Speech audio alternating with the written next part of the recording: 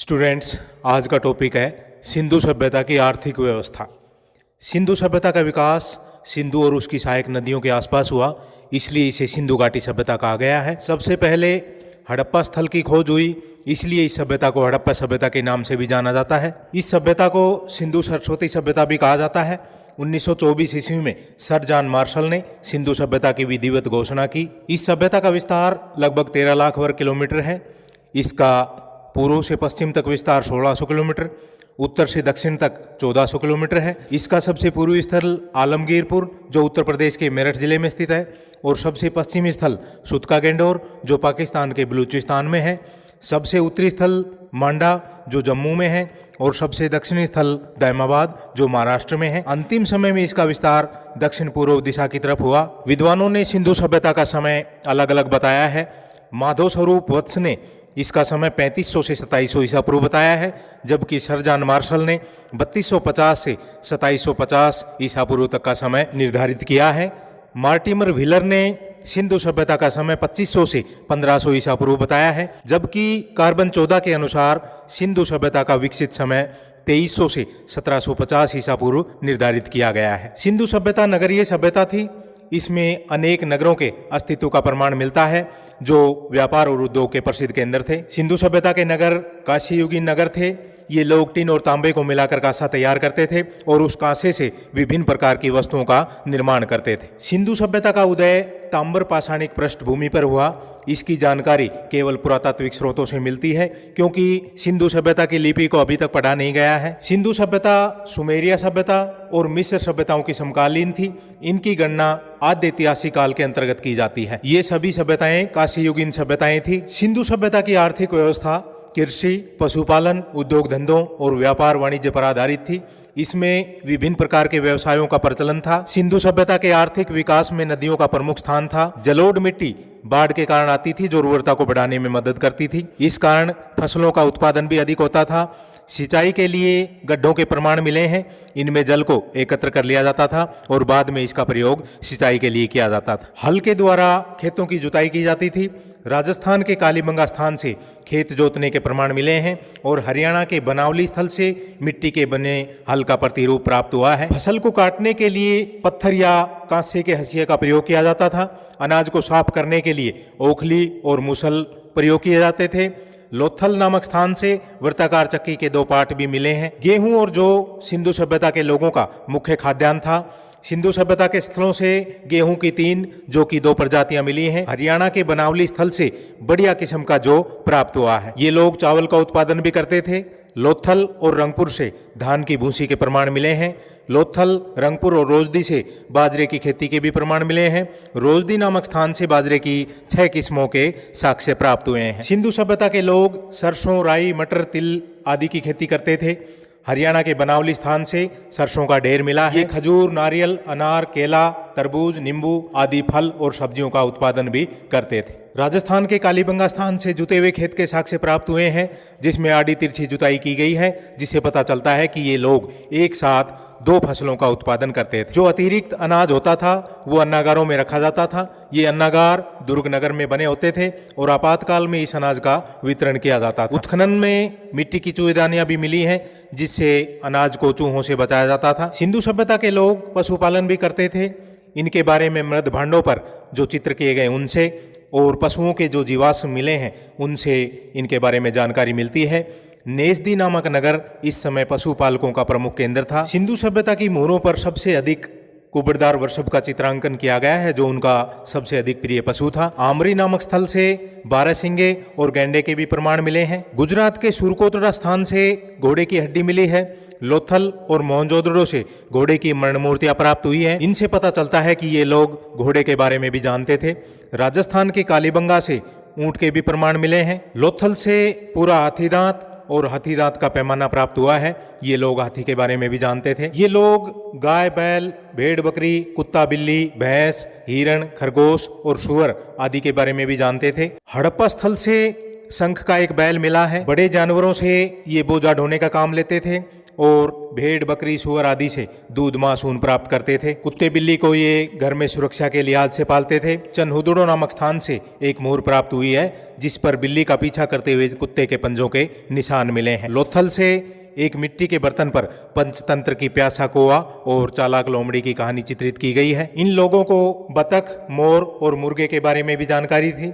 गुजरात के स्थल लोथल से जो मृदभांड मिले हैं उन पर सबसे अधिक बतख का चित्रण किया गया है। चनहुदड़ो नामक स्थल से पीतल की बतख प्राप्त हुई है। हड़प्पा स्थल से जो कब्रिस्तान मिला है वहां पर जो मृदभांड प्राप्त हुए हैं उन पर मोर का अंकन सबसे अधिक है। कारीगरों को कच्चा माल उपलब्ध कराने और तैयार माल की बिक्री के लिए व्यापार का विकास हुआ।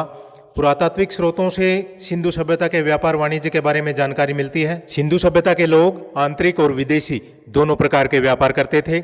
इनके व्यापारिक संबंध ईरान, अफगानिस्तान, मेसोपोटामिया, मिस्र, बहरीन और ओमन के साथ था। भारत के भी अनेक क्षेत्रों से ये व्यापार करते थे। अंतर्देशीय व्यापार बैलगाड़ी की सहायता से किया जाता था। हरियाणा के बनावली से बैलगाड़ी के पहियों के निशान प्राप्त हुए हैं और विदेशी व्यापार नावों के द्वारा किया जाता था। शोरतगुई सिंधु सभ्यता की एक विकसित बस्ती थी जो अफगानिस्तान में स्थित है।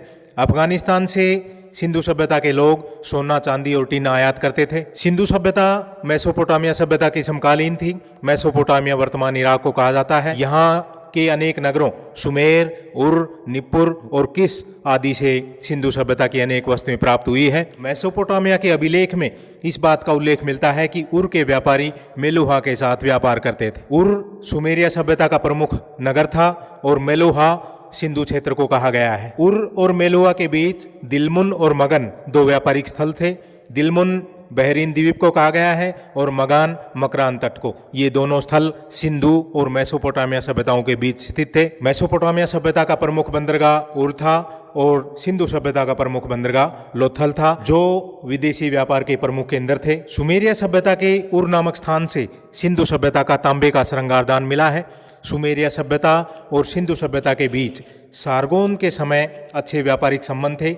सारगोन का एक लेख मिला है जिसमें बताया गया है कि मेलुहा से हाथी दांत का सामान, मनके और सोने चांदी का सामान मगन के रास्ते दिलमुन होते हुए ये अक्कद पहुंचते थे। नील नदी की घाटी मिस्र सभ्यता भी सिंधु सभ्यता की समकालीन थी। लोथल नामक स्थान से गोरिल्ला की मरण मूर्ति और मम्मी की आकृति प्राप्त हुई है। लोथल बंदरगाह से मिस्र के साथ व्यापार किया जाता था। सिंधु सभ्यता के लोगों का ईरान के साथ भी व्यापारिक संबंध था। ईरान से ये सोना, चांदी, टिन और शीशा मंगाते थे।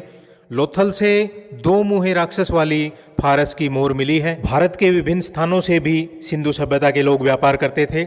ये खेतड़ी से तांबा, सौराष्ट्र से शंख, गुजरात और राजस्थान से सेलखड़ी, कश्मीर और काठियावाड़ से बहुमूल्य पत्थर, सौराष्ट्र से कार्नेलियन पत्थर और कर्नाटक से सोने का आयात करते थे। सिंधु सभ्यता के लोग अनेक शिल्प और उद्योग धंधों से परिचित थे। कुंभकारी का व्यवसाय भी प्रचलित था। ये मकान बनाने के लिए ईंटें, मिट्टी के बर्तन, खिलौने, गाड़ियां, मनके और मूर्तियां तथा मिट्टी की चूहेदानियां बनाते थे। सिंधु सभ्यता के स्थलों से मृण मूर्तियां प्राप्त हुई हैं जिनमें मनुष्य और पशु दोनों की हैं। हड़प्पा नामक स्थान से लुंगी पहने हुए पुरुष की मिट्टी की मूर्ति प्राप्त हुई है। नौसारो और मेरगढ़ से जो नारी की मूर्तियां प्राप्त हुई है उनके मांग में लाल रंग अथवा सिंदूर भरा गया है। मोहनजोदड़ो से बालकों की मिट्टी की मूर्तियां प्राप्त हुई हैं जिन्हें घुटनों के बल चलते दिखाया गया है। अनेक पशुओं की मृण मूर्तियां सिंधु सतलों से मिलती है जिनमें कुबड़दार वृषभ विशेष रूप से पाया जाता है। मछली, कछुआ और घड़ियाल की मृण मूर्तियां हड़प्पा नामक स्थान से प्राप्त हुई है। गोरिल्ला की मृण मूर्ति और घोड़े की मृण मूर्ति लोथल से प्राप्त हुई है। मुर्गा, मोर, कबूतर, तोता आदि की मृण मूर्तियां भी प्राप्त हुई है। सिंधु सभ्यता के अनेक स्थलों से हाथ व चाक की सहायता से बनाए गए मिट्टी के बर्तन प्राप्त हुए हैं। इनमें घड़े, सुराही, थालियां और कटोरे प्रमुख हैं। ये लाल और गुलाबी रंग के बने हुए हैं। इन पर चित्रकारी भी की गई है। एक मिट्टी के बर्तन पर मछुआरे का चित्र है जो दो जाल उठाए हुए चल रहा है। एक बर्तन पर शिकारी मृग का शिकार करते दिखाया गया है। हड़प्पा नामक स्थान से जो कब्रिस्तान प्राप्त हुए हैं उनके मृत पात्रों से मोर का चित्रण मिलता है। लोथल नामक स्थान से एक बर्तन पर पंचतंत्र की प्यासा कोवा और चालाक लोमड़ी की कहानी चित्रित की गई है। सिंधु सभ्यता के लोगों को अनेक धातुओं का ज्ञान था। ये धातु को गलाने, पिघलाने और उससे वस्तुएं बनाने से परिचित थे। ये लोग टिन और तांबे को मिलाकर कांसा तैयार करते थे और उससे बर्तन और औजार बनाते थे। मोहनजोदड़ो से कांसे की नर्तकी की मूर्ति प्राप्त हुई है जो लगभग 4 सेंटीमीटर की है। इस पर किसी प्रकार के वस्त्र नहीं है। इसका बायां हाथ चूड़ियों से भरा हुआ है और दायां हाथ कमर पर टिका हुआ है। बालों का पीछे जूड़ा बांधा गया है और गले में हार है। पैरों का निचला हिस्सा इसका टूटा हुआ है। मोहनजोदड़ो से कांसे का भैंसा और भेड़ा की मूर्तियां भी प्राप्त हुई है। लोथल नामक स्थान से तांबे का कुत्ता और तांबे की गदा मिली है। हड़प्पा से तांबे की कगाड़ी प्राप्त हुई है और चनुर्दड़ो नामक स्थान से भी तांबे की 2 गाड़ियां मिली है। कालीबंगा नामक स्थान से तांबे का वृषभ प्राप्त हुआ है। सिंधु सभ्यता के लोग विभिन्न धातुओं से आभूषण बनाते थे। हड़प्पा नामक स्थान से सोने के मनकों का 6 लड़ियों का हार मिला है। लोथल से भी सोने के मनकों का हार प्राप्त हुआ है। हरियाणा के कुणाल से चांदी के 2 मुकुट प्राप्त हुए हैं और सोने चांदी के आभूषण भी मिले हैं। हरियाणा के मीताथल से तांबे की 2 कुल्हाड़ी, तांबे के छल्ले और 2 भाले प्राप्त हुए हैं। हरियाणा की राखी गढ़ी से सोने की ढलाई का कारखाना प्राप्त हुआ है। ये तांबे के बर्तनों पर सोने चांदी की सजावट भी करते थे। सिंधु सभ्यता के लोग सेल खड़ी, चूना पत्थर, बलुआ पत्थर और सलेटी पत्थर आदि से भी विभिन्न वस्तुएं तैयार करते थे। ये कश्मीर और काठियावाड़ से बहुमूल्य पत्थर मंगाते थे। मोहनजोदड़ो नामक स्थान से सेल खड़ी की बनी हुई योगी अथवा पुरोहित की मूर्ति प्राप्त हुई है। मोहनजोदड़ो से एक पशु की मूर्ति प्राप्त हुई है जिसमें शरीर भेड़े का है और मस्तक सूंडदार हाथी का लगाया गया है। ये सफेद पत्थर की बनी हुई है। हड़प्पा नामक स्थान से पत्थर की नर्तक की मूर्ति भी प्राप्त हुई है। पत्थर के बाट बटखरे भी प्राप्त हुए हैं और सिंधु सभ्यता से प्राप्त अधिकांश मोहरें सेल खड़ी पत्थर की बनी हुई है। धोलावीरा नामक स्थान से सफेद पालिशदार पत्थर के टुकड़े प्राप्त हुए हैं। हरियाणा की राखी गढ़ी से भी कीमती पत्थर प्राप्त हुए हैं और पालिश में काम आने वाला सामान भी प्राप्त हुआ है। कीमती पत्थर के खिलौने भी मिले हैं। सिंधु सभ्यता के लोग कपास का उत्पादन करते थे। ये लोग सूत कातने, वस्त्र बुनने, सिलाई करने, कपड़ों को रंगने से परिचित थे। लोथल नामक स्थान से वस्त्र रंगाई का कुंड प्राप्त हुआ है। सिंधु सभ्यता के अनेक स्थानों से सूत कातने के तकवे, वस्त्र बनाने की चरखियां, सूती वस्त्र और धातु की सुइयां आदि प्राप्त हुई हैं। सिंधु सभ्यता में बढ़ईगिरी का व्यवसाय भी प्रचलित था। ये लोग लकड़ी से दरवाजे, कुर्सियां, पलंग आदि फर्नीचर तैयार करते थे। ये बैलगाड़ियां भी बनाते थे। हरियाणा के बनावली नामक स्थान से बैलगाड़ी के पहियों के निशान प्राप्त हुए हैं और नाव का भी निर्माण किया जाता था। सिंधु सभ्यता के अनेक स्थानों से मन के प्राप्त हुए हैं जो बहुमूल्य पत्थर, सोना, चांदी, तांबा, हाथी दांत, सीप और शंख तथा मिट्टी से बने हुए हैं। इनका उपयोग खिलौनों और आभूषणों के रूप में किया जाता था। चनुर्दड़ो नामक स्थान से मन का बनाने का कारखाना प्राप्त हुआ है। सिंधु सभ्यता के स्थलों से मोहरें भी मिली हैं। ये पत्थर, हाथी दांत, धातु और मिट्टी की बनाई जाती थी। अधिकांश मोहरें सेल खड़ी पत्थर की बनी हुई है। इनका आकार वर्गाकार, आयताकार और गोल होता था, लेकिन सबसे अधिक वर्गाकार मोहरें प्राप्त हुई है। इन मोहरों पर मनुष्य, पशु और वृक्षों का चित्रण किया गया है। एक सींग वाले वृषभ का चित्रण सबसे अधिक मिलता है। एक मोहर पर 2 बाघों से लड़ते हुए मनुष्य का चित्रण किया गया है। पशुपति शिव की मोहर मोहनजोदड़ो नामक स्थान से मिली है। इसके चारों तरफ हाथी, बाघ, गेंडा, भैंसा और हिरण की आकृतियां हैं। लोथल नामक स्थान से 2 मुँहे वाली राक्षस की मोहर मिली है जो फारस की है। मोहरों पर वृक्षों में सबसे अधिक पीपल का अंकन किया गया है और कुछ पर स्वास्तिक के चिन्ह भी मिलते हैं। एक मोहर पर बलि दिए जाने का भी चित्रण किया गया है। सबसे अधिक मोहरें मोहनजोदड़ो नामक स्थान से मिली है, लेकिन अभिलेख युक्त मोहरें सबसे अधिक हड़प्पा नामक स्थान से मिली है। लोथल और मोहनजोदड़ो से प्राप्त मोहर पर नाव का चित्रण किया गया है। चनुर्दड़ो से प्राप्त एक मोहर पर बिल्ली का पीछा करते हुए कुत्ते के पंजों के निशान मिले हैं। सिंधु सभ्यता में सीप उद्योग का भी प्रचलन था। बालाकोट में सीप उद्योग के विकसित अवस्था के प्रमाण मिलते हैं। यहाँ से सीप की चूड़ियाँ मिली हैं और हड़प्पा नामक स्थान से शंख का बना हुआ बैल प्राप्त हुआ है। स्टूडेंट्स, ये थी सिंधु सभ्यता की आर्थिक व्यवस्था। Thank you.